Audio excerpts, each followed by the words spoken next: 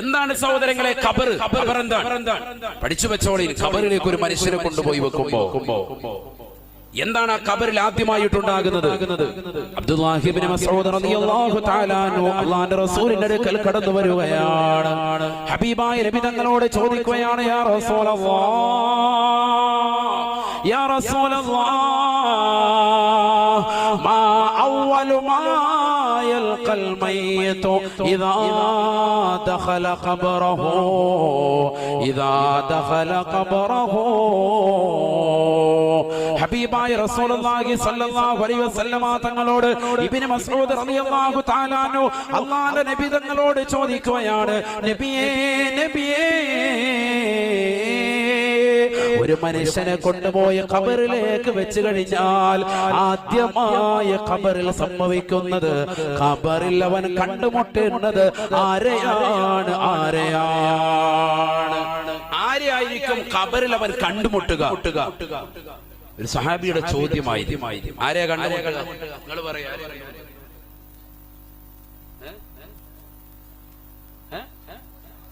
മലക്കുകളെ. ശരി തന്നെയാണ്. നമുക്ക് അവിടെ പോകാൻ പറ്റുമോ? മലക്കുകൾ എന്ന് പറയാം. ഏത് മലക്കാണ്? നബിയുനാ റസൂലുള്ളാഹി സ്വല്ലല്ലാഹു അലൈഹി വസല്ലമ തങ്ങൾ പറയുകയാണ്, അല്ലാഹുവിന്റെ റസൂൽ ഉടനെ ഇബ്നു മസ്ഊദ് റളിയല്ലാഹു തആല അൻഹുവിനോട് ചോദിച്ചു അത്രേ. ഇബ്നു മസ്ഊദ് റളിയല്ലാഹു തആല അൻഹുവിനോട് അല്ലാഹുവിന്റെ റസൂൽ പറയുകയാണ്, മാ സഅലനി അൻഹു ഇല്ലാ അൻത യബ്ന മസ്ഊദ്. ശ്രദ്ധിക്ക്. ഖബറിൽ ആദ്യമായി കണ്ടുമുട്ടുന്നത് ആരെയാണ്? നമുക്കൊക്കെ ഒരു മനസ്സിൽ ആശങ്കയാണ്. ഈ സഹോദരങ്ങളെ, അടുത്ത സെക്കൻഡിൽ മരിക്കേണ്ടവരല്ലേ? ഞാൻ ഈ പറയുന്ന വിഷയം നമ്മൾ ഇന്ന് മരിച്ചാൽ നാളെ നമ്മുടെ ഖബറിൽ രാവിലെ കാണാനുള്ളതാണ്. ഞാൻ ഇന്ന് മരിച്ചാൽ നാളെ നേരം വെളുക്കുന്നതിന് മുമ്പ് എന്റെ ജനാസ മറവാടും. തീർച്ചയായും നാളത്തെ വൈകുന്നേരത്തിലേക്ക് എന്റെ ജനാസ വെക്കൂല. തീർച്ചയാണ്. എന്റെ വല്ലുപ്പ ശൈഖുനാ തഴവ ഉസ്താദ്, മർഹൂം തഴവ ഉസ്താദ്, അല്ലാഹുവിന്റെ ദറജ ഉയർത്തുമാറാവട്ടെ. വലിയ സാത്വികരായ വ്യക്തിയാണ്. കേരളക്കര എന്നല്ല, ലോകം കണ്ട ഏറ്റവും വലിയ അത്യുന്നത വ്യക്തിയാണ്. മരണപ്പെട്ടു. 2.5 മണിക്കൂർ സമയം അദ്ദേഹം ജനാസ വെച്ചുള്ളൂ. എന്തിനു വേണ്ടി? അദ്ദേഹം കുഴിച്ച് നേരത്തെ തന്നെ തയ്യാർ ചെയ്തു വെച്ച ആ ഖബറിലെ മണ്ണൊന്ന് നീക്കാൻ വേണ്ടി മാത്രമായിട്ടുള്ള സമയം. ആളെ വിളിച്ചു, അതൊന്ന് മണ്ണൊന്ന് മാറ്റി 2.5 മണിക്കൂർ കൊണ്ട് അടക്കി കഴിഞ്ഞു. മയ്യിത്ത് നിസ്കരിച്ച് അടക്കി കഴിഞ്ഞു. ലോകം കണ്ട ഒരു അത്യുന്നത പണ്ഡിതന്റെ ജനാസ കൊണ്ടുവന്ന് അടക്കിയത് നമ്മുടെ ഈ കരുനാഗപ്പള്ളിയിലെ കൊച്ചു കുറ്റിപ്പുറം, തഴവ കുറ്റിപ്പുറത്തുള്ള ഒരു മഖബറയുടെ കാര്യമാണ് ഞാൻ ഈ ഓർമ്മപ്പെടുത്തുന്നത്. അല്ലാഹു അദ്ദേഹത്തിന്റെ ദറജ ഉയർത്തുമാറാവട്ടെ. അവർ അല്ലാഹു സന്തോഷത്തിലാക്കുമാറാവട്ടെ. ചിന്തിച്ചു നോക്ക്. നേരത്തെ തന്നെ ഖബർ ജീവിതത്തിൽ തന്നെ തയ്യാർ ചെയ്തു വെച്ചതാണ്. അതിനുവേണ്ടി ഖബറിന്റെ മുകളിലിടുന്നതാകുന്ന സ്ലാബ്, ആ സ്ലാബ് വാർക്കുന്നതിന് വേണ്ടി തന്നെ അതിനുവേണ്ടിയുള്ള മെറ്റിൽ ഇറക്കിയിട്ട് ഓരോ മെറ്റിലും 11 ഖുൽ ഹുവല്ലാഹു അഹദ് എന്നുള്ള സൂറത്ത് ഓതി മന്ത്രിച്ചിട്ട് മാറ്റിയിട്ടു. എന്തിനു വേണ്ടി? ഖുർആൻ ഓതിയതാകുന്ന സ്ഥലത്തേക്ക് പുഴുക്കൾ വരികയില്ല, ഇഴജന്തുക്കൾ സ്പർശിക്കുകയില്ല എന്നുള്ള പരിശുദ്ധ റസൂലിന്റെ അധ്യാപനം നിർത്തി. ഖബറിന്റെ മേളിൽ സ്ലാബ് ഇടുവല്ലോ, ആ ഇടുന്ന സ്ലാബ് വറക്കുന്നതിന് വേണ്ടി അതിനിറക്കിയതാകുന്ന മെറ്റിലിൽ ഓരോ മെറ്റിലിന്റെ കഷ്ണവും എടുത്തിട്ട് 11 പ്രാവശ്യം സൂറത്തുൽ ഇഖ്ലാസ് ഓതി അതിൽ ഊതി മന്ത്രിച്ച് മാറ്റിയിടുക. എന്നിട്ട് ഭാര്യയോട് പറഞ്ഞു, നിങ്ങളുടെ ഖബർ ഞാൻ വേണമെങ്കിൽ റെഡിയാക്കി തരാം. അദ്ദേഹത്തിന്റെ ഭാര്യയോട്, എന്റെ വല്ലുമ്മയോട് പറഞ്ഞു, നിങ്ങളുടെ ഖബർ ഞാൻ റെഡിയാക്കി തരാം, പക്ഷെ ഇതേപോലെ എന്ത് ചെയ്യണം? ഓരോ മെറ്റിലും എടുത്തിട്ട് 11 ഖുൽ ഹുവല്ലാഹു അഹദ് സൂറത്ത് വീതം ഊതി മാറ്റി. അങ്ങനെ രണ്ടുപേരും അങ്ങനെ ചെയ്തു. അവർക്ക് രണ്ടുപേരുടെയും ഖബറിനുള്ള സ്ലാബ് നേരത്തെ വാർത്ത് തയ്യാർ ചെയ്ത് മരണത്തിന് വേണ്ടി തയ്യാറെടുത്തു. രണ്ടുപേരും മരണപ്പെട്ടു. അല്ലാഹു അവരുടെ ഖബർ സന്തോഷത്തിലാക്കട്ടെ.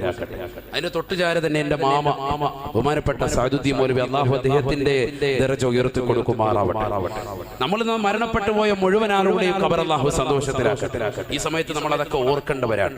കാരണം നമ്മൾ പോയി കടക്കേണ്ടതാണ് ഖബർ.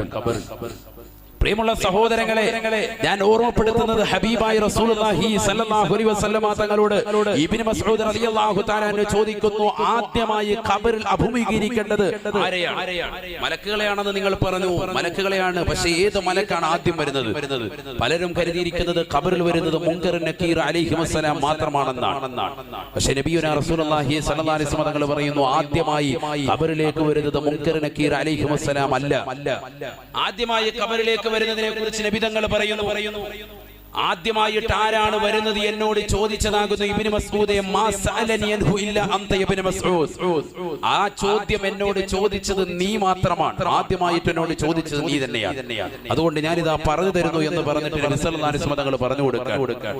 ഹബീബായ റസൂലുള്ളാഹി സ്വല്ലല്ലാഹു അലൈഹി വസല്ലം തങ്ങൾ ഉറപ്പെടുത്തുകയാണ് അവ്വലു മാ യൽഖൽ മയ്യിതു ഇദാ ദഖല ഖബറഹു മലകുൻ ഇസ്മുഹു റൗമാൻ.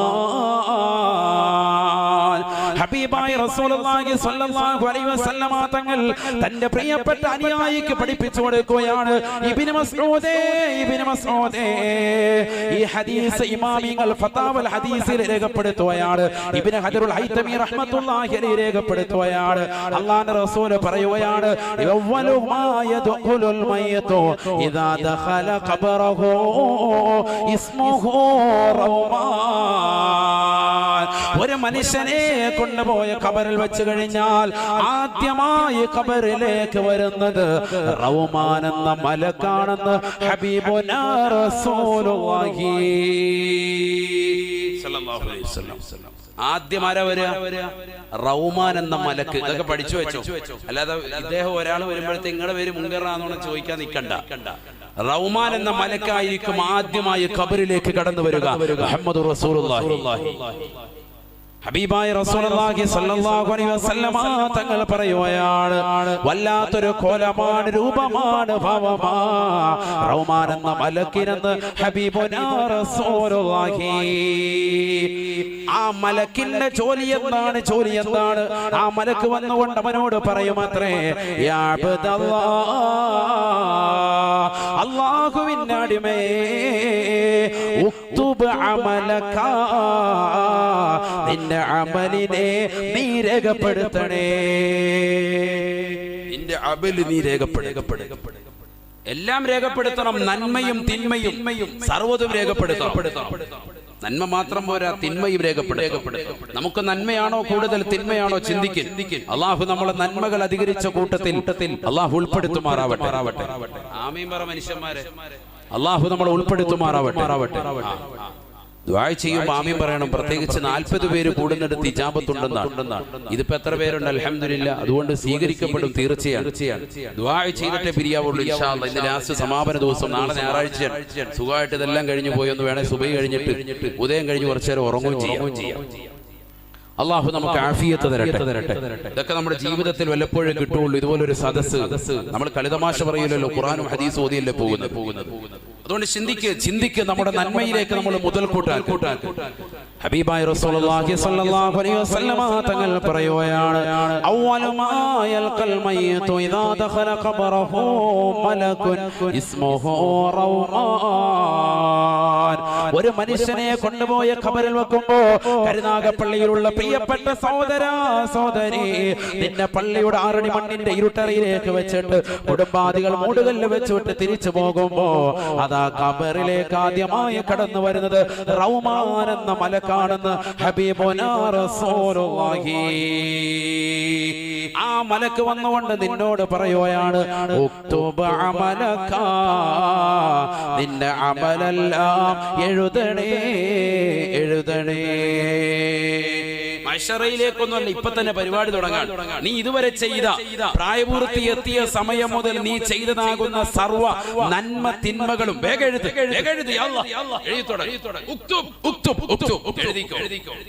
കൽപ്പന ക്രിയയാണ്. വേഗം എഴുതി. അബ്ദുല്ലാഹ് അള്ളാന്റെ അടിമയെ വേഗം എഴുതാൻ പറയും. വല്ല പേനയുണ്ട്, കടലാസുണ്ട്, ഒരു സംഭവം ഇല്ല. ഖബറിലല്ലേ ഇരിക്കല്ലേ. ഇപ്പൊ ഇവിടെ വെച്ചാണെങ്കിൽ നമ്മൾ എഴുതാൻ പേപ്പറും പേനയും നിങ്ങളുടെ വാങ്ങി എഴുതാന്ന് പറയാം. ഖബറിനകത്ത് പോയി ഒറ്റയ്ക്ക് കിടക്കാണ്. എവിടെ പേനയും പേപ്പറും ഒന്നുമില്ല. ഖബറിൽ കിടക്കുന്നതാകുന്ന സഹോദരിമാരെ വിളിച്ചു പറയും അത്രേ യാ മലക്, അല്ലയോ മലക്കേ, യാ മലക് റൗമാൻ, അല്ലയോ റൗമാൻ എന്ന മലക്കേ, മമഈ ദവാതുൻ വലാ ഖിർതാസ്, എന്റെ കയ്യിൽ മഷിക്കുപ്പിയില്ല, എന്റെ കയ്യിൽ കടലാസില്ല, കടലാസില്ല. ഞാൻ എങ്ങനെയാണ് എഴുതുന്നത്? പേനയില്ലല്ലോ, കടലാസില്ലല്ലോ. അപ്പോഴാണ് ആ മലക്ക് വിളിച്ചു പറയുന്നത്, റൗമാൻ എന്ന മലക്ക് പറയുകയാണ്, കഫനുക ഖിർതാസുക വയസ്ബഉക ഖലമുക വമിദാദുക റീഖുക. നിന്റെ കഫംപുടയില്ലയോ? 3 തുണി കഫംപുട നിന്റെ പ്രിയപ്പെട്ട മക്കൾ നിനക്ക് വേണ്ടി നൽകിയില്ലയോ? ആകെ കൂടെ നീ ഖബറിലേക്ക് കൊണ്ടുവന്നിരിക്കുന്നത് കഫൻ തുണിയാണ്. 20,000 40,000 കോടിക്കണക്കിന് ലക്ഷക്കണക്കിന് ഡോളർ ദുനിയാവിൽ സമ്പാദിച്ചവനല്ലയോ? കോടിക്കണക്കിന് ധനമുള്ള മനുഷ്യനല്ലയോ? ഇന്ന് ഖബറിലേക്ക് നീ വരുമ്പോ വെറും കയ്യോടെയോ വന്നിരിക്കുന്നത്? കഫൻ തുണിയല്ലാതെ മറ്റൊന്നുമില്ലല്ലോ. കാതിൽ സ്വർണ്ണാഭരണമണിഞ്ഞിരിക്കുന്ന പ്രിയപ്പെട്ട ഉമ്മ, കൈവെള്ളയിലതാ മോതിരമണിഞ്ഞിരിക്കുന്ന പ്രിയപ്പെട്ട സഹോദരി, കൈകാലുകളിൽ സ്വർണ്ണാഭരണങ്ങൾ കൊണ്ട് മൂടിപ്പതച്ചുകൊണ്ട് കല്യാണ ആർഭാടങ്ങൾ കാണിച്ചതാകുന്ന താച്ചേമുക്കിലുള്ള പ്രിയപ്പെട്ട ഉമ്മമാരെ, സഹോദരിമാരെ, ഖബറിലേക്ക് പോകുമ്പോ നിനക്കൊന്നുമില്ല, ഒന്നുമില്ല. 3 തുണി കഫം പുടവ മാത്രമാണ്. ആ കഫം പുടവ മാത്രമാണ്. ആ കഫം പുടവയെ നോക്കിക്കൊണ്ട് മലക്കുൽ മൗത്ത് പറയുകയാണ്, കഫനുക ഖിർതാസുക, കടലാസിദാ നിന്റെ കഫനാണ്. ഇനി നിനക്ക് പേനയില്ല എങ്കിൽ, ഇനി നിനക്ക് മഷിയില്ല എങ്കിൽ, ഇതാ മഷി ഞാൻ നിനക്ക് നൽകാൻ പോയാണ്. വയസ്ബഉക ഖലമുക വമിദാദുക റീഖുക. നിന്റെ വായിലേക്ക് നിന്റെ വിരലെന്നുടനെ നിന്റെ വായിലൂടെ നുരയുണ്ടല്ലോ, പതയുണ്ടല്ലോ. ആ വായിലൂടെ തത്തിക്കളിക്കുന്നതാകുന്ന നുരകളും പതകളുമാണ്. ഉമനീരാണ് നിന്റെ മഷിക്കുപ്പി. നിന്റെ വിരലിന്റെ തുഞ്ചമാണ് പേന. ആ പേനയാകുന്ന നിന്റെ വിരൽ കൊണ്ട് നിന്റെ വായിലൂടെ ഒഴുകി നടക്കുന്ന ഉമനീരിലേക്ക്, മഷിയിലേക്ക് മുക്കിക്കൊണ്ട് കഫൻ പുടയിൽ നീ എഴുതണേ. അല്ലാ അല്ലാ ഫയക്തുബു ഹസനാതിഹി വസയ്യാതിഹി. ഹബീബായ റസൂലുള്ളാഹി സ്വല്ലല്ലാഹു അലൈഹി വസല്ലമ തങ്ങൾ തന്റെ പ്രിയപ്പെട്ട അനുയായികളോട് പറഞ്ഞു, സ്വഹാബത്തെ, സാബത്തെ, ഒരു വല്ലാത്ത രംഗമാണ്, ഭീതിതമായ അന്തരീക്ഷമാണ്. ഒരാൾ പോലും തുണയില്ല. ദുനിയാവിൽ ഒരു പേര് പോലും സ്കൂളിൽ പഠിക്കുന്ന സമയത്ത് ഒരു എസ്സേ എഴുതി തീർക്കാത്ത മനുഷ്യനാണ്.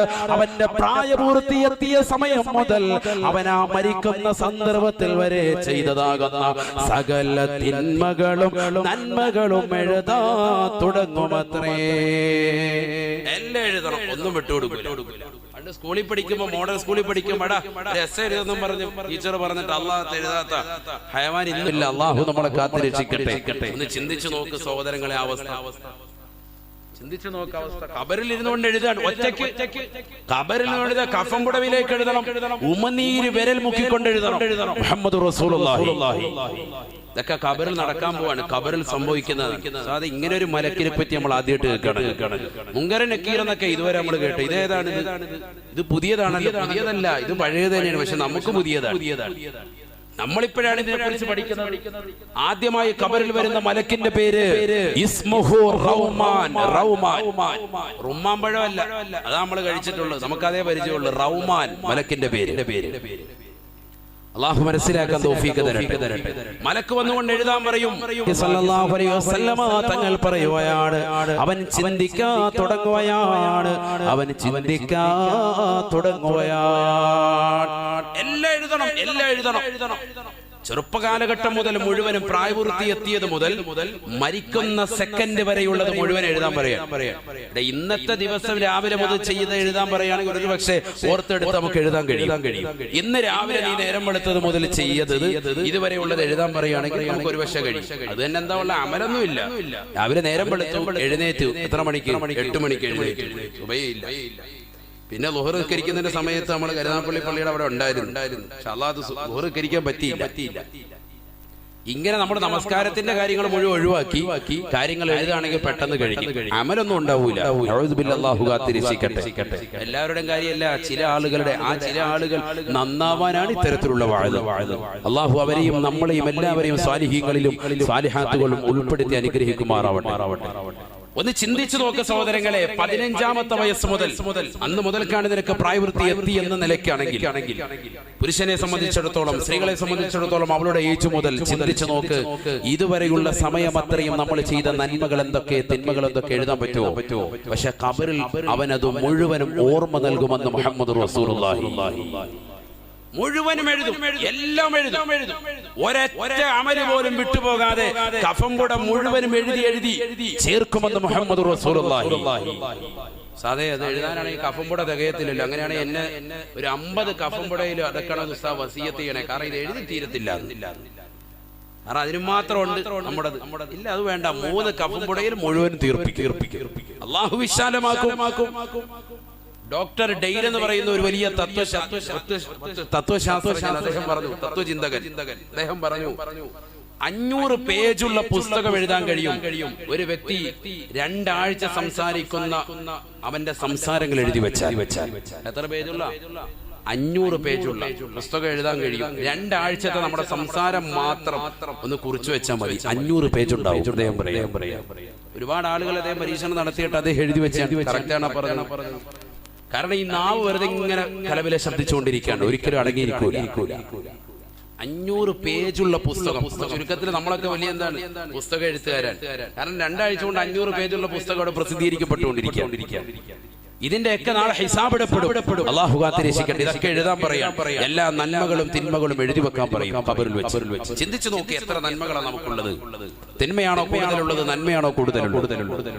ഹബീബായ റസൂലുള്ളാഹി സ്വല്ലല്ലാഹു അലൈഹി വസല്ലമ തങ്ങൾ പറയുകയാണ്, ഫയക്തുബു ഹസനാതിഹി വസയ്യാതിഹി കയൗമിൻ വാഹിദ്.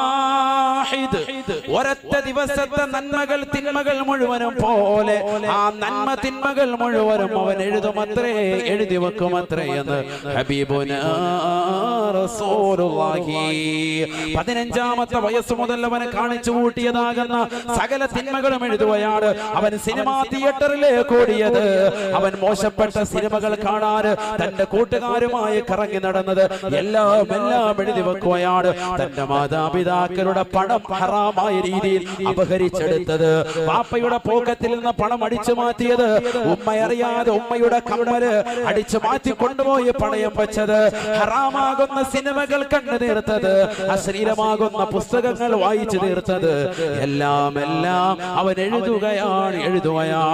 നമസ്കരിക്കാതെ നടന്നവനല്ലയോ, നോമ്പ് പിടിക്കാതെ നടന്നവനല്ലയോ, കള്ളു കുടിച്ചുകൊണ്ട് നടന്നവനല്ലയോ, കൂട്ടുകാര് മുഖേന ലഹരി നുണഞ്ഞുകൊണ്ട് നടന്നവനല്ലയോ, ഇഞ്ചക്ഷൻ വെച്ചുകൊണ്ട് നടന്നവനല്ലയോ, ലഹരി പദാർത്ഥങ്ങൾ കടിമമായിപ്പെട്ടവനല്ലയോ, ബ്ലൂ വൈൽ പോലെയുള്ളതാകുന്ന ഗെയിമുകൾക്ക് അടിമപ്പെട്ടുകൊണ്ട് ജീവിച്ചവനല്ലയോ, സ്വന്തം ശരീരത്തെ നശിപ്പിച്ചവനല്ലയോ, വ്യഭിചാരശാലകൾ തേടിക്കൊണ്ട് ഇറങ്ങിപ്പോയ മനുഷ്യനല്ലയോ, വിവാഹത്തിന് മുമ്പേ തന്നെ ആ സുന്ദരമാക്കപ്പെട്ട ജീവിതത്തിലേക്ക് കാത്തു സൂക്ഷിക്കേണ്ട കന്യകത്വം നശിപ്പിച്ചതാകുന്ന പെണ്ണല്ലയോ, ട്രെയിനിൽ വെച്ച് ബസ്സിൽ വെച്ച് കാമുകന്മാരുമായി ചുംബന സമരത്തിൽ ഏർപ്പെട്ടവളല്ലയോ, പാർക്കുകളിലും മാളുകളിലും പോയിരുന്ന് സമയങ്ങളെ ചെലവഴിച്ചവരല്ലയോ.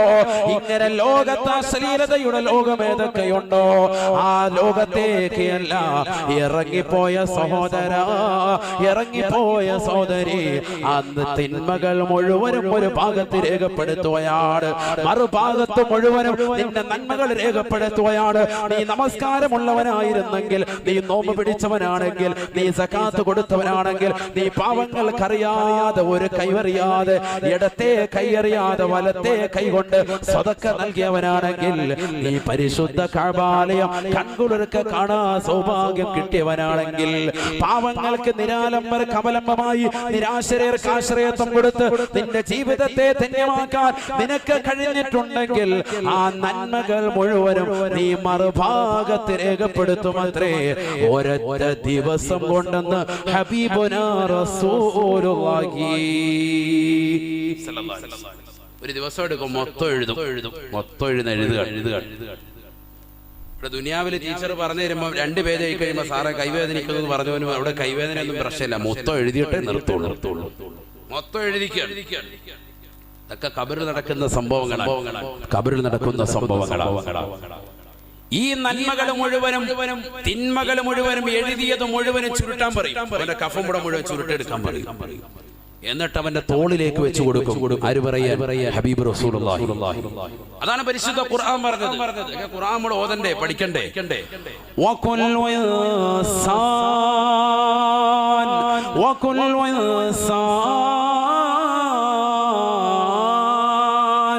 അൽസംനാഹു ത്വാഇറഹു ഫീ ഉനുഖിഹി വനുഖ്രിജു ലഹു يوم القيامة كتابا يلقاه منشورا اقرأ كتابك كفى بنفسك عليك اليوم حسيبا. പരിശുദ്ധമായ ഖുർആനിലൂടെ അല്ലാഹു പറയുകയാണ്, ഖബറിൽ നടക്കുന്ന സംഭവങ്ങളെ കുറിച്ച് പറഞ്ഞിട്ട് അല്ലാഹുവിന്റെ റസൂൽ ഓതി കൊടുക്കുകയാണ്. വകുല്ലു ഇൻസാൻ, ഖബറിൽ കിടക്കുന്ന മനുഷ്യനോട് നന്മ തിന്മകൾ രേഖപ്പെടുത്താൻ റഹ്മാൻ എന്ന മലക്ക് വന്നുകൊണ്ട് പറയുമ്പോ അവന്റെ കഫംപുടയിലേക്ക് തന്റെ ഉമനീര് വിരൽ മുക്കിക്കൊണ്ട് എല്ലാ നന്മകളും എല്ലാ തിന്മകളും രേഖപ്പെടുത്തിയതാകുന്ന മനുഷ്യന് നാളെ മഹ്ശറിലേക്ക് വിളിയാളം വരുമ്പോ അവനെ മഹ്ശറിലേക്ക് കൊണ്ടുപോകുന്നത് അവന്റെ കഫംപുടി മുഴുവനും ചുരുട്ടി തോളത്ത് വെച്ചു കൊടുക്കുകയാണ്. നഗ്നനായിട്ട് പോവുകയാണ്, നഗ്നപാതകനായിട്ട് പോവുകയാണ്.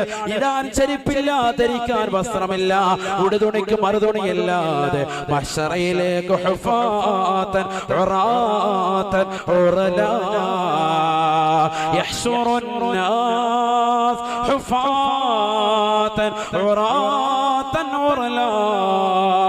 നഗ്നപാതരായി നഗ്നവസ്ത്രരായി അവരതാ പടച്ച റബ്ബിന്റെ ദർബാറിലേക്ക് മഹ്ശറയിലേക്ക് തെളിക്കുകയത്രേ. ആ സമയത്ത് അവന്റെ തോളത്തേക്ക് അവൻ ഖബറിൽ വെച്ച് എഴുതിയതാകുന്ന നന്മ തിന്മകളുടെ പാണ്ഡക്കെട്ടുകൾ എടുത്തു വെക്കുമെന്ന് പരിശുദ്ധ ഖുർആൻ. അതുമായി നാളെ പടച്ച റബ്ബിന്റെ ദർബാറിലേക്ക് എത്തുമ്പോ അവന്റെ കയ്യിലേക്ക് അല്ലാഹു കിതാബ് നൽകുകയാണ്. ഇഖ്റഉ കിതാബക. അവൻ ആ കഫൻ തുണിയിൽ എഴുതിയിരുന്ന മുഴുവൻ കാര്യങ്ങളും ക്രോഡീകരിച്ച് ഗ്രന്ഥമായി പ്രിന്റ് ചെയ്ത് അവന്റെ കയ്യിലേക്ക് നൽകുമത്രേ.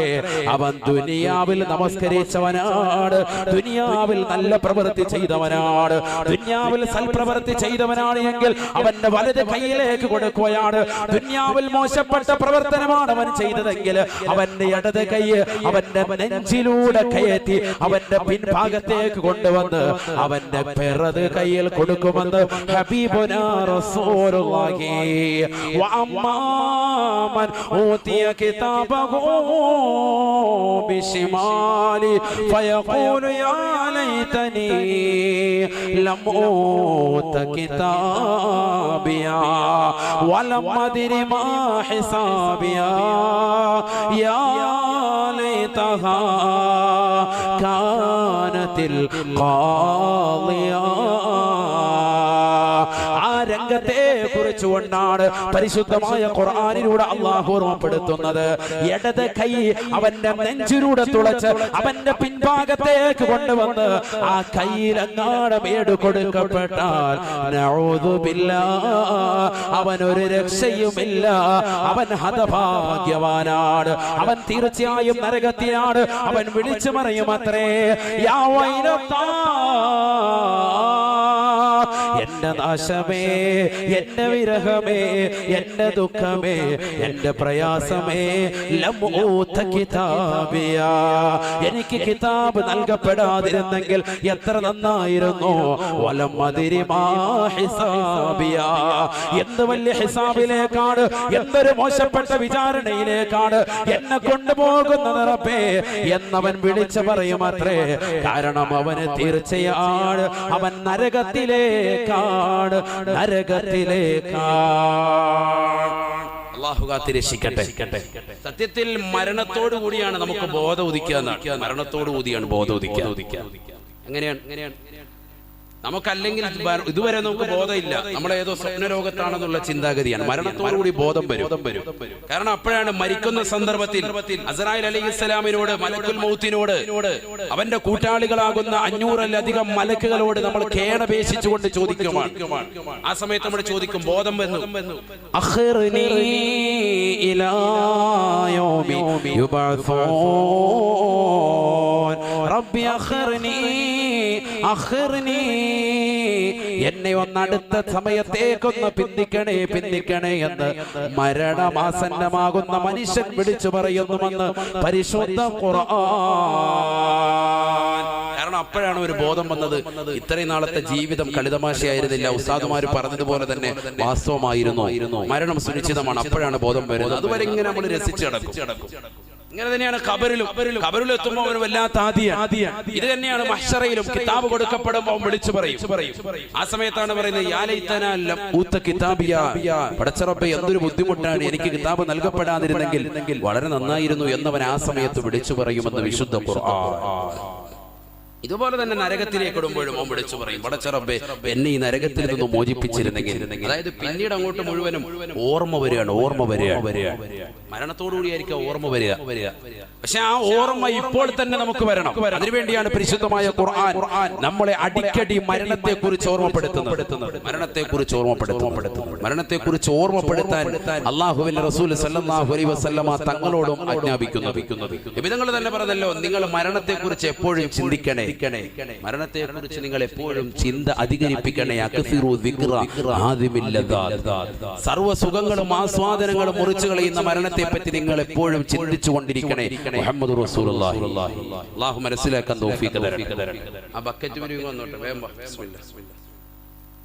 അവർക്ക് നല്ല നിയ്യത്താണ് അൽഫലാഹിന്റെ പ്രവർത്തകർ. കഴിഞ്ഞ വർഷവും നമ്മൾ നല്ല രീതിയിൽ സഹകരിച്ചതാണ്. അള്ളാഹു അവരുടെ നിയ്യത്ത് അള്ളാഹു ഹാസിനാക്കി കൊടുക്കുമാറാവട്ടെ. ഈ വർഷം ഇന്നത്തെ ദിവസം ഇന്നലെ നിക്കാഹ് കഴിഞ്ഞാൽ ഇന്നലെ നിക്കാഹ്, നാളെയാണ് നിക്കാഹ്. ബിസ്മില്ലാഹ്. അല്ലാഹു സ്വീകരിക്കട്ടെ. എല്ലാവരും നൽകുക. അള്ളാഹു സ്വീകരിക്കുമാറാവട്ടെ, കബൂലാക്കുമാറാവട്ടെ. ഒരു പെൺകുട്ടിയുടെ വിവാഹമാണ്. അത് കഴിഞ്ഞ് ഇൻഷാ അല്ലാഹ് അടുത്ത വർഷം, പ്രാവശ്യം ഒരു സാധു പെൺകുട്ടിയാണ്, അടുത്ത വർഷം 2 പേരെയാണ് നിയ്യത്ത് വെച്ചിരിക്കുന്നത്. അള്ളാഹുവിനെ നല്ല രീതിയിൽ നടത്താൻ അള്ളാഹു തൗഫീഖ് തരട്ടെ. ഹലാലായ സാമ്പത്തികം അള്ളാഹു അവർക്ക് നൽകി അനുഗ്രഹിക്കട്ടെ. ധാരാളം ആളുകൾ സഹായിച്ചിട്ടുണ്ട്. അവരുടെ എല്ലാവരുടെയും നിയ്യത്ത് അള്ളാഹു സാധൂകരിച്ച് നൽകുമാറാവട്ടെ. എല്ലാ വിഷമങ്ങളും പ്രയാസങ്ങളും അള്ളാഹു മാറ്റി തരുമാറാവട്ടെ. ഇൻഷാ അല്ലാഹ് ബക്കറ്റ് വരുന്ന എല്ലാവരും കാര്യമായി സഹകരിക്കും. ഒരുപാട് പേര് നിൽക്കുന്നവരുണ്ടല്ലോ, കസേരയില്ല അവിടെ, കസേര ഉണ്ട് അവിടെ ഇരിപ്പുണ്ടല്ലോ, കസേര ഇട്ട് കൊടുക്കും. നിൽക്കുന്നവർക്ക് നിൽക്കണമെന്ന് കൊതിയുള്ളവരാണെങ്കിൽ കുഴപ്പമില്ല, അല്ലാത്തവർക്ക് ഇട്ട് കൊടുക്കും. കാരണം ഇനി എന്തായാലും 1 മണിക്കൂർ കൂടെങ്കിലും പറയണ്ടേ? പറയണോ? 11 മണിയായി, 12 മണിയാകുമ്പോ നിർത്തണ്ടേ? നാളെ കല്യാണമൊക്കെ ഉള്ളതല്ലേ, ഞായറാഴ്ചയല്ലേ?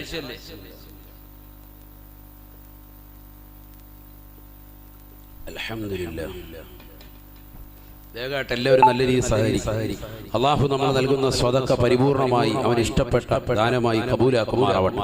നമ്മുടെ വിഷമങ്ങളും പ്രയാസങ്ങളും ഒക്കെ അള്ളാഹു മാറ്റി തരുമാറാവട്ടെ. ഖൈറും ബറക്കത്തും അള്ളാഹു ഏറ്റി നൽകി അനുഗ്രഹിക്കുമാറാവട്ടെ. നമ്മുടെ മക്കളെയൊക്കെ അള്ളാഹു സ്വാലിഹീങ്ങളിൽ, ആബിദീങ്ങളിൽ, ഹാഫിദീങ്ങളിൽ അള്ളാഹു ഉൾപ്പെടുത്തി അനുഗ്രഹിക്കുമാറാവട്ടെ. പാരത്രിക ലോകത്ത് അള്ളാഹു സന്തോഷം നൽകി അനുഗ്രഹിക്കട്ടെ. വിവാഹം നടക്കുന്ന പ്രിയപ്പെട്ട ദമ്പതികൾക്ക് അള്ളാഹു ഖൈറും ബറക്കത്തും നൽകി അനുഗ്രഹിക്കുമാറാവട്ടെ. അവരുടെ ജീവിതത്തിൽ അള്ളാഹു ബറക്കത്ത് നൽകുമാറാവട്ടെ. ശ്രദ്ധിക്കുക, കുറച്ചു നേരം കൂടി പറഞ്ഞു വന്നിട്ടില്ല, വിഷയത്തിലേക്ക് കടക്കാൻ എത്രയോ ആയത്തു ഹദീസ് കിടക്കേണ്ടതുമായി ബന്ധപ്പെട്ട്. അപ്പൊ ഖബറിലേക്ക് ഒരു മനുഷ്യനെ വെച്ചാൽ ആദ്യമായിട്ടുണ്ടാകുന്ന സംഭവമാണ് നമ്മൾ ഓർമ്മപ്പെടുത്തുന്നത്. റഹ്മാൻ എന്ന മലക്ക് വന്നിട്ട് നന്മ തിന്മകൾ രേഖപ്പെടുത്താൻ പറയും. ആ നന്മകളും തിന്മകളും അവന്റെ കഫംപുടയിലേക്ക് അവന്റെ ഉമനീര് വിരൽ മുക്കിക്കൊണ്ട് മുഴുവനും രേഖപ്പെടുത്തി അത് മുഴുവനും ചുരുട്ടി അവന്റെ തോളിലേക്ക് വെച്ചുകൊടുത്ത് മഹ്ശറിലേക്ക് തെളിച്ചു വിടുമെന്ന് നബിയുനാ റസൂലുള്ളാഹി. എന്നിട്ട് നാളെ മഹ്ശറിലെത്തുമ്പോൾ അവനോട് പറയും, നിന്റെ കിതാബിനെ നീ വായിക്ക്. ഇന്നത് വായിച്ചാൽ മതി, നിന്റെ കാര്യങ്ങളൊക്കെ ഓക്കെ. നന്മയാണോ കൂടുതൽ അധികരിച്ചത്? രക്ഷപ്പെട്ടു സ്വർഗത്തിലേക്ക്. കയ്യിലേക്ക് ഏട് കൊടുക്കുമ്പോൾ തന്നെ ഏകദേശം കാര്യം തിരിയും. വലത് കയ്യിലാണ് കൊടുക്കുന്നതെങ്കിൽ സ്വർഗത്തിൽ തന്നെയാണ്. അള്ളാഹു കൂട്ടത്തിൽ നമ്മൾ ഉൾപ്പെടുത്തുമാറാവട്ടെ. ഇടത് കയ്യിലാണെങ്കിൽ തീർച്ച നഷ്ടമാണ്, അധഭാഗ്യമായ ഒരു കൂട്ടത്തിലാണ്. അള്ളാഹു നമ്മളെ അക്കൂട്ടത്തിൽ നിന്ന് നമ്മളെയും കൂട്ടുകുടുംബാദികളെയും ബന്ധുമിത്രാദികളെയും അള്ളാഹു കാത്തിരക്ഷിക്കുമാറാവട്ടെ. വളരെ ശ്രദ്ധിക്കേണ്ട ഒരു വിഷയമാണ്, വളരെ ശ്രദ്ധിക്കേണ്ട ഒരു വിഷയമാണ്. ഖബർ ഒരു നിസ്സാര വിഷയമല്ല, ഖബർ ഒരു നിസ്സാര വിഷയമല്ല. ഹബീബായ റസൂലുള്ളാഹി സ്വല്ലല്ലാഹു അലൈഹി വസല്ലമ തങ്ങൾ ഓർമ്മപ്പെടുത്തുകയാണ്, ആ ഖബറിലേക്ക് അവൻ കടന്നു കഴിയുമ്പോ ഖബറിലതാ ഖബർ അവനോട് സംസാരിക്കുമത്രേ. അടുത്ത് നടക്കുന്ന പ്രതിഭാസം ഖബർ അവനോട് സംസാരിക്കും. ഇത് ആദ്യമാണ് എന്നും അതല്ല രണ്ടാമതാണ് എന്നും വ്യത്യസ്ത അഭിപ്രായങ്ങളുണ്ട്. ഒരു മനുഷ്യൻ ഖബറിലേക്ക് ചെല്ലുമ്പോൾ ഖബർ അവനോട് സംസാരിക്കും. അതെങ്ങനെയാ ഉസ്താദേ? അപ്പൊ നമുക്ക് ഈ നാവിനെ സംസാരശേഷി ആരാ തന്നത്? അള്ളാഹുവാണ്. ഈ നാവ് പോലെ എത്ര അവയവങ്ങളുണ്ട് നമ്മുടെ കയ്യിലൊക്കെ.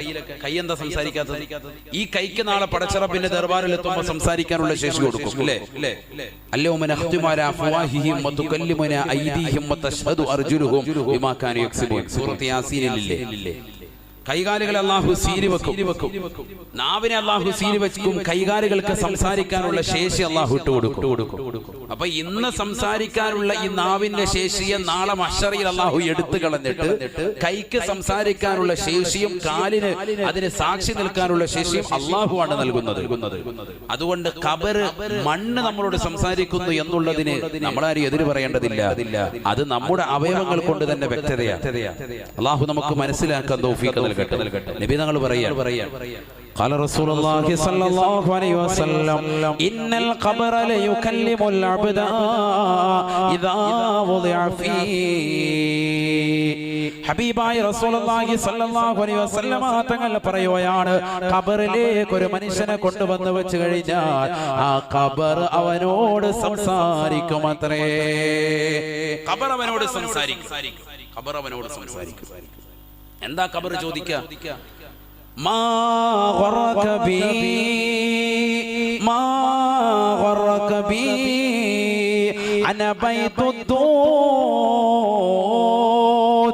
വഅന ബൈതുൽ വഹ്ശാ വഅന ബൈതുൽ ഗുർബാ വഅന ബൈതുൽ ദൂദ്. ഖബർ അവനോട് വിളിച്ചു പറയുകയാണ്, വിളിച്ചു ചോദിക്കുകയാണ്, മാ ഗറക ബി, എന്നെ കൊണ്ട് വഞ്ചിതനായ വസ്തു എന്താണ്? എന്തേ നീ എന്നെ മനസ്സിലാക്കാതിരുന്നത്? ഞാൻ ആരാണെന്നറിയുമോ? ഖബർ അവനോട് ചോദിക്കാൻ. ഖബറിലേക്ക് ഇറക്കി വെച്ചതാകുന്ന മനുഷ്യനോട് ഖബർ സംസാരിക്കും. ചുറ്റും സംസാരിക്കുകയാണ്. ഇങ്ങോട്ട് ഹെഡ്സെറ്റ് വെച്ചതുപോലെ അവൻ കേൾക്കാണ്. അവന്റെ കാതിലേക്ക് അലയൊലി കൊള്ളും, പേടി വരും. നബിയുനാ റസൂലുള്ളാഹി ഒരാൾ പോലും ഇല്ലല്ലോ, ആപ്പയില്ല, ഉമ്മയില്ല, സഹോദരങ്ങളില്ല, കുടുംബാദികളില്ല, എല്ലാവരും ഇട്ടേച്ചു പോയി. സ്ത്രീകൾ അവരുടെ വീട്ടിൽ വരെയുള്ളൂ. സഹോദരങ്ങൾ, മക്കൾ, കുടുംബാദികളൊക്കെ മയ്യത്ത് കൊണ്ടുവന്ന് ഖബറിലേക്ക് വെച്ച് മയ്യത്തിന്റെ ഓരത്ത് നിൽക്കാൻ, പെട്ടെന്ന് തന്നെ തിരിച്ചു പോവാൻ. അവിടെ നടക്കുന്ന സംഭവ വികാസങ്ങളെ കുറിച്ച് അവർ അറിയുന്നില്ല, മനസ്സിലാക്കുന്നില്ല.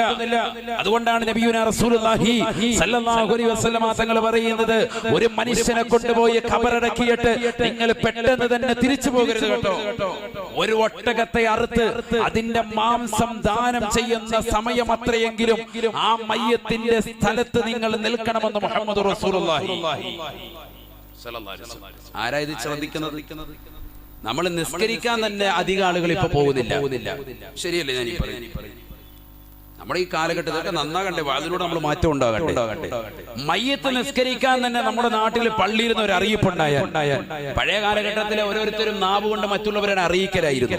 ഇന്ന് അതിനേക്കാൾ ഉപരി വളരെ സ്പീഡിൽ പള്ളിയുടെ മൈക്കിലൂടെ വിളിച്ചു പറയാൻ. മരിച്ച ആളെ കേൾക്കാൻ വേണ്ടി വേഗം തന്നെ നമ്മൾ മിക്സിയൊക്കെ ഓഫ് ചെയ്യും. മിക്സിയുടെ ഗ്രൈൻഡറിന്റെ ശബ്ദം ഇടല്ലേ, ആരാണ്ട് മരിച്ച് കേക്കട്ടെ അടുത്ത് നിന്നിട്ട് എല്ലാം കേട്ടിട്ട് നന്നായി മരിക്കണ്ട.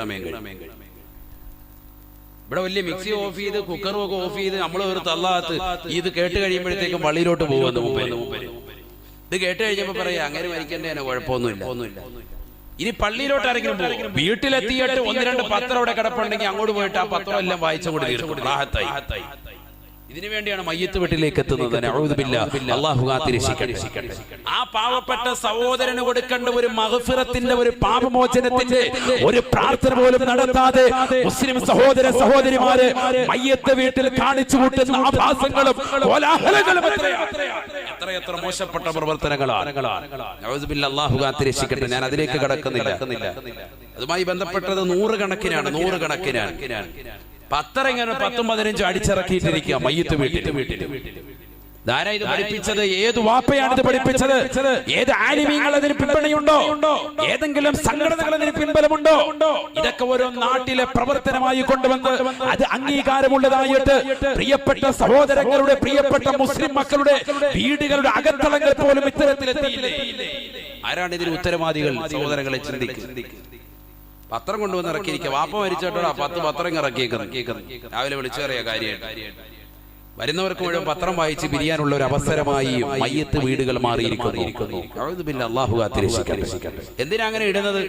ആ മകൻ റിട്ടയർഡ് SP, അത് വിവരമൊന്നും അതിനകത്ത് വന്നിട്ടുണ്ട്. ഇല്ല കളക്ടർ ആയിരുന്നു, ഇല്ല മകൻ റിട്ടയർഡ് അധ്യാപകനാണ്, ആ വാർത്ത അതിനകത്ത് വന്നിട്ടുണ്ട്.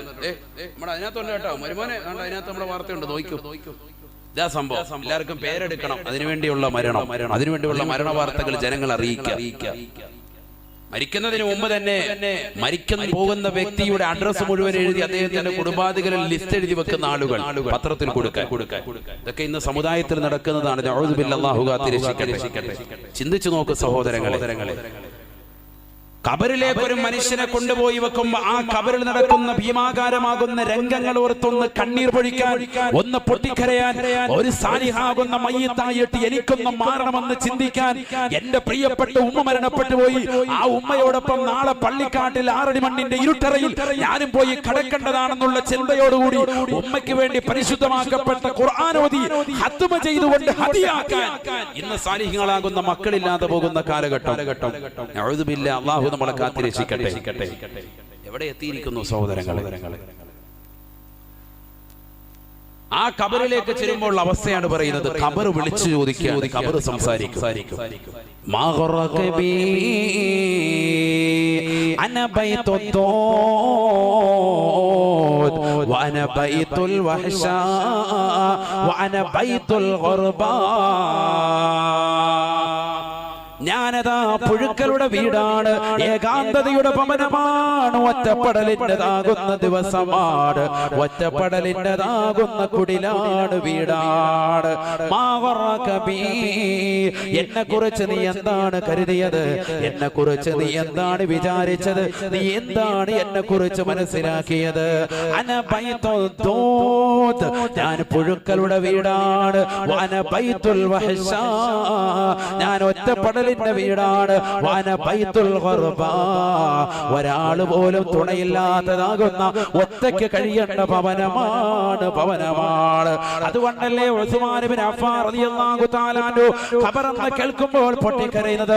ഉസ്മാൻ ഇബ്നു അഫ്ഫാൻ തങ്ങളോട് ചോദിക്കപ്പെട്ടു പോയി, മായുബകീക യാ ഉസ്മാൻ, എന്തിനാണ് ഉസ്മാനെ നിങ്ങൾ ഖബർ കാണുമ്പോൾ കരയുന്നത്, ഖബർ കേൾക്കുമ്പോൾ കരയുന്നത്? ഉസ്മാൻ ഇബ്നു അഫ്ഫാൻ റളിയല്ലാഹു തആല അൻഹു പറയുകയാണ്, ഇന്നഹു അവ്വലു മൻസിലിൻ മിൻ മനാസിലിൽ ആഖിറ. ഞാൻ ഖബർ കേൾക്കുമ്പോൾ, ഖബർ കാണുമ്പോൾ കരയാനുള്ള കാരണം അത് മറ്റൊന്നുമല്ല സാബത്തെ. ഖബർ എന്ന് പറയുന്നത് ആഖിറത്തിലേക്കുള്ള ആദ്യത്തെ ഭവനമാണ്. ഫൈൻ തൻജു മിൻഹാ തൻജു മിൻ ദി അളീമതി വഇല്ലാ ഫൈനി ലാ ഖാലൂക നാജിയാ. ഉസ്മാൻ ഇബ്നു അഫ്ഫാൻ റളിയല്ലാഹു തആല അൻഹു ഖബറിന്റെ സമീപത്ത് എത്തിയിട്ട് പൊട്ടിക്കരഞ്ഞുകൊണ്ട് ഖബറാളികളോട് വിളിച്ചു പറയുമായിരുന്നു അത്രേ. അദ്ദേഹം വിളിച്ചു പറയുമായിരുന്നു അത്രേ, ഫൈൻ തൻജു മിൻഹാ തൻജു മിൻ ദി അളീമതി വഇല്ലാ ഫൈനി ലാ ഖാലൂക നാജിയാ. അല്ലയോ പ്രിയപ്പെട്ട സഹോദരാ, ഖബറിൽ കിടക്കുന്ന സഹോദരി, ഈ ഖബറിൽ നിന്ന് നീ രക്ഷപ്പെട്ടു കഴിഞ്ഞാൽ നീ എല്ലാ പ്രശ്നങ്ങളിൽ നിന്നും, എല്ലാ പ്രയാസങ്ങളിൽ നിന്നും നീ രക്ഷപ്പെട്ടവനാണ്. ഈ ഖബറിൽ നിന്ന് നീ രക്ഷ പ്രാപിച്ചില്ല എങ്കിൽ നിന്നെ ഒരിക്കലും രക്ഷപ്പെട്ടവനായി ഞാൻ വിചാരിക്കുകയില്ല. ഈ ഖബറിൽ നീ രക്ഷപ്പെട്ടാൽ നീ മഹ്ശറിൽ രക്ഷപ്പെട്ടവനാണ്. ഈ ഖബറിൽ നീ രക്ഷപ്പെട്ടാൽ സിറാത്തിൽ രക്ഷപ്പെട്ടവനാണ്. ഈ ഖബറിൽ നീ രക്ഷപ്പെട്ടാൽ നാളെ മീസാൻ എന്ന ത്രാസിൽ നന്മ തിന്മകൾ തൂക്കുന്ന സമയത്തും രക്ഷപ്പെട്ടവനാണ്. വഇല്ലാ ഫഇന്നി ലഅഖാലുക നാജിയാ. ഇല്ല ഇല്ല, നീ ഖബറിൽ നിന്ന് രക്ഷപ്പെട്ടില്ല എങ്കിൽ ഖബറിന്റെ ഇടുക്കത്തിൽ നിന്ന്, അതിന്റെ ഞെരുക്കത്തിൽ നിന്ന്, അതിന്റെ പ്രയാസത്തിൽ നിന്ന്, അതിന്റെ നൊമ്പരത്തിൽ നിന്ന്, അതിന്റെ വിഷമത്തിൽ നിന്ന്, അതിന്റെ ദുഃഖത്തിൽ നിന്ന്, അതിന്റെ വിരഹത്തിൽ നിന്ന്, അതിന്റെ ചോദ്യോത്തരങ്ങളിൽ നിന്ന് നീ രക്ഷപ്പെട്ടില്ല എങ്കിൽ ഫഇന്നി ലഅഖാലുക നാജിയാ.